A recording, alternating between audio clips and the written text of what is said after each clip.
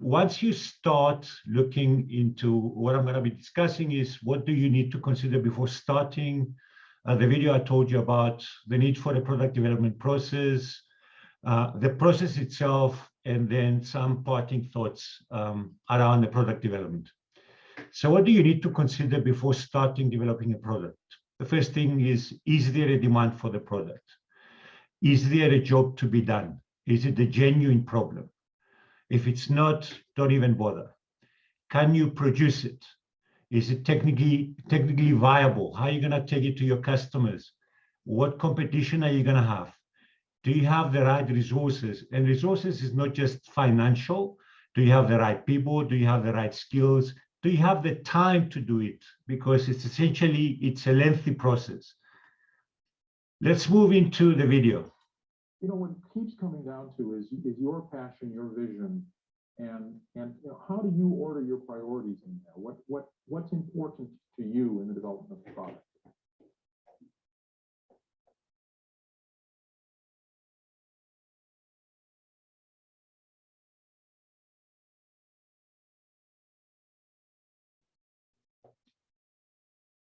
You know,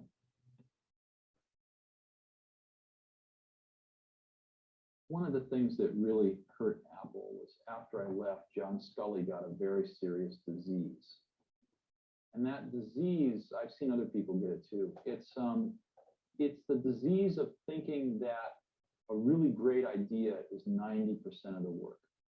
And that if you just tell all these other people, you know, here's this great idea, then of course they can go off and make it happen. And the problem with that is that there's just a tremendous amount of craftsmanship in between a great idea and a great product. And as you evolve that great idea, it changes and grows. It never comes out like it starts because you learn a lot more as you get into the subtleties of it. And you also find there's tremendous trade-offs that you have to make. I mean, you know, there are just certain things you can't make electrons do. There are certain things you can't make plastic do or glass do. And as you get into, or factories do, or robots do, and as you get into all these things, designing a product is keeping 5,000 things in your brain, these concepts, and fitting them all together in kind of continuing to push to fit them together in new and different ways to get what you want. And every day you discover something new that is a new problem or a new opportunity to fit these things together a little differently. And it's that process that is the magic. You know, what it keeps coming down to is, okay, so why do we need a process to develop products? Getting a new product to a market is hard. It's hard work. It's a lot of slog. 95% of new products fail despite all the time, the effort, and the resources which were put into bringing those ideas to life. So to give yourself a best possible chance of being successful, you have to follow a structured process. That process, essentially, it's a framework. It's a structured way of thinking. It's not cast in stone. It can be very long and detailed, but then it becomes an instruction manual, and it creates the illusion that if you follow that process, you're guaranteed success.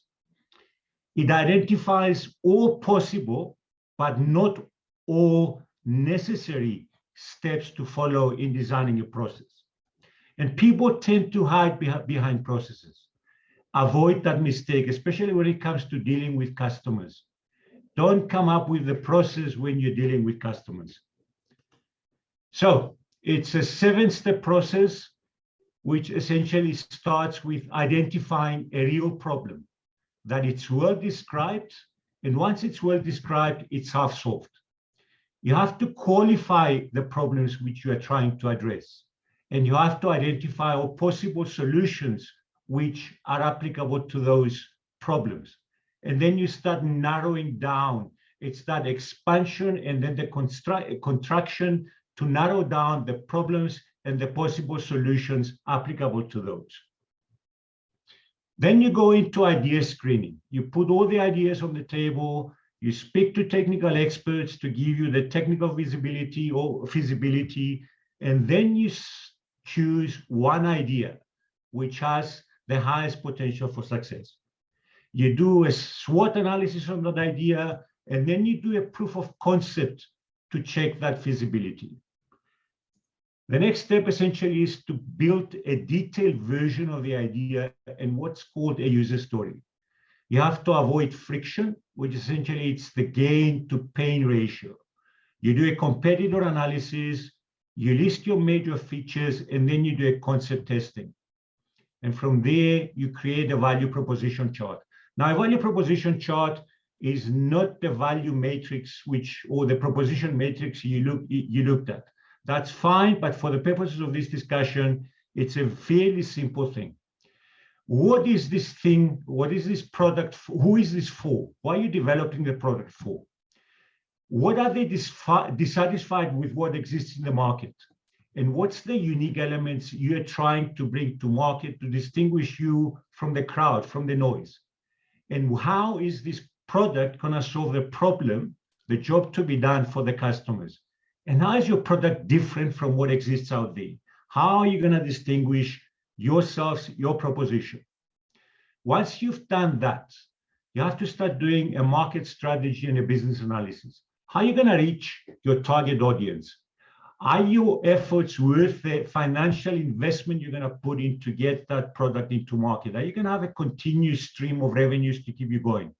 And then you use, there's this big debate as to the marketing mix, how many P's are there? Use the 4 P's, the product, the price, the place, and the promotion. Use those to give you an idea as to how you're going to get there.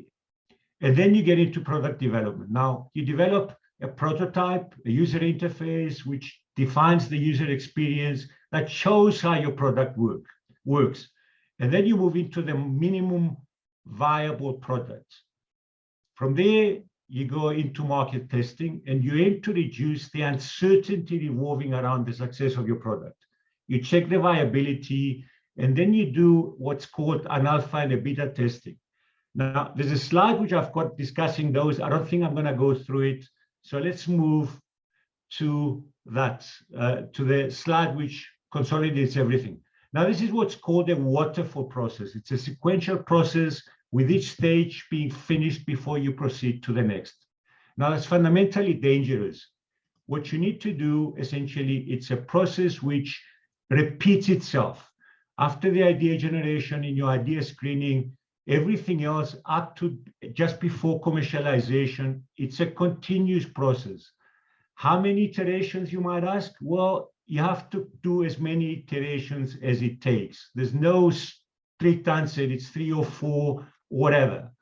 And then the cyclical part, the concept developing, the strategy, the market testing, the product development, essentially you do it in sprints. Normally in project management, sprints are 2-week things. And remember, your minimum viable proposition is a starting point for you to learn. It's not the product you're going to launch into the market. That minimum value proposition, you have to keep on testing. You have to keep on evolving the idea, the features, the products, the solution. And once you are satisfied, then you launch your product, your product into the market, and you follow the commercialization. Now, I'm going to finish with a couple of parting thoughts. The product development process is a testing platform. You have to keep it lean, mean, and scalable. You have to keep it nimble, and you have to use discretion as to how many of those steps you're going to follow and what steps you're going to follow. You may want to develop different versions of your roadmap, and it has to be scaled to meet different risk profiles and risk levels of the projects. One thing is for sure, you're going to make errors, you're going to trash designs, and you're going to incur losses on the way to launching your product. You have to have the entire team working in synchronicity. Otherwise, your product is not going to be successful.